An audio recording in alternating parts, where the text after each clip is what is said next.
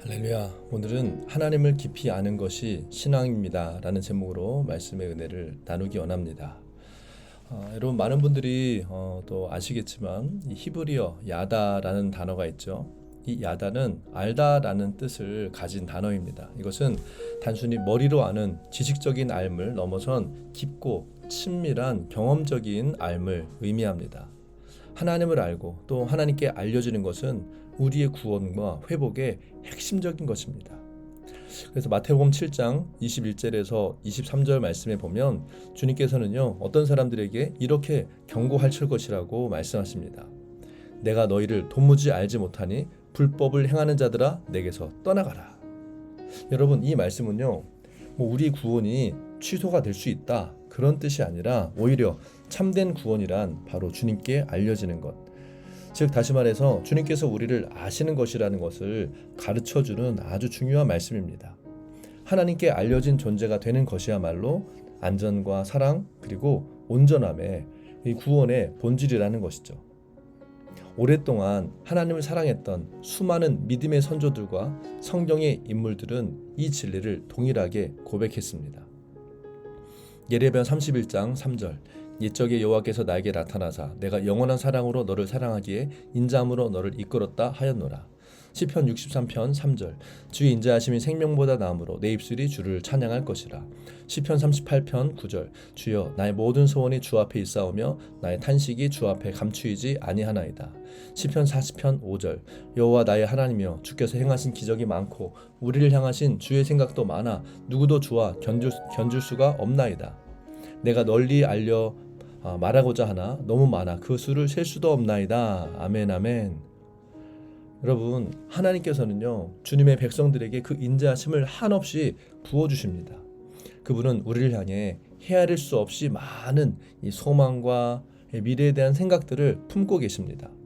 다윗은요, 하나님 아버지의 사랑이 생명보다 낫다고 선포했고요, 자신의 부르짖음에 하나님 아버지께서 귀를 기울이신다는 사실을 알았습니다. 사랑하는 여러분, 하나님과 이 깊은 친밀함은 오늘 우리에게도 열려 있어요. 이것은 단지 그 옛적 성도들만을 위한 것이 아니라 바로 오늘을 살아가는 우리를 위한 것입니다.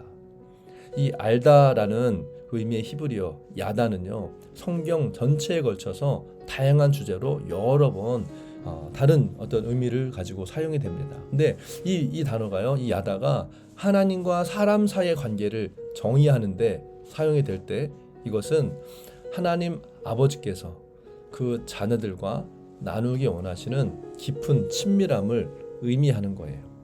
하나님을 알고 또 하나님께 알려지는 이 야다의 관계, 이 관계가 우리에게도 있어야 한다는 것입니다. 하나님을 알고 또 하나님께 알려지는 야다의 관계가 어떻게 한 사람의 삶을 변화시키는지, 왜 중요한지를 여러분 깨닫게 되기를 바랍니다. 오늘 제가 존경하고 사랑하는 영적 이 아버지 목사님의 이야기를 좀 들려드리고 싶습니다. 이분의 고백을 읽어드리겠습니다.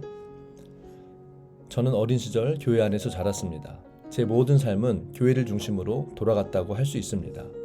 하지만 한 가지 힘든 진실은 제 어린 시절이 하나님과의 친밀함을 중심으로 세워져 있지는 않았다는 것입니다.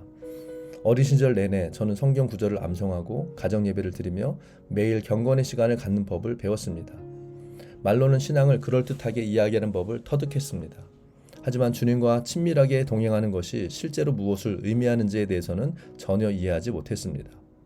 시간이 흐르면서 저는 많은 상처와 이해 부족 때문에 제 내면의 갈망을 깊숙한 곳에 묻어두는 법을 스스로 터득했습니다. 주님과 더 깊은 친밀함을 나누고 싶은 그런 필요를 다른 사람들과 제 자신으로부터 숨겼습니다. 그 대신 저는 마치 불만스러워 보이는 하나님께 의무적인 희생 제사를 드리듯이 매주의 매일의 어떤 종교적인 의무를 다했습니다. 그러니 제 사춘기에 들어서면서 이 신앙생활이 너무 힘들어졌습니다. 저는 결코 그 기준에 도달할 수가 없었습니다. 저보다 자기 훈련을 훨씬 더 잘하는 사람들은 항상 존재했고, 저는 혼란 속에서 제 마음대로 살 수 없다는 그 억압감 때문에 방황하기 시작했습니다. 그러면서 시간이 지나며 공허함에 괴로워했습니다. 결국 저는 완전히 길을 잃고 말았습니다. 그런데 절망 가운데 있던 저에게 예수님은 찾아오셨습니다. 그래서 저는 모든 것을 내려놓고 예수님을 위해 아버지의 뜻을 이루며 살기로 결정했습니다.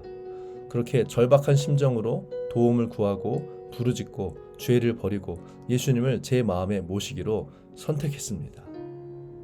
아버지께서는 멀리서 저를 보고 계셨습니다.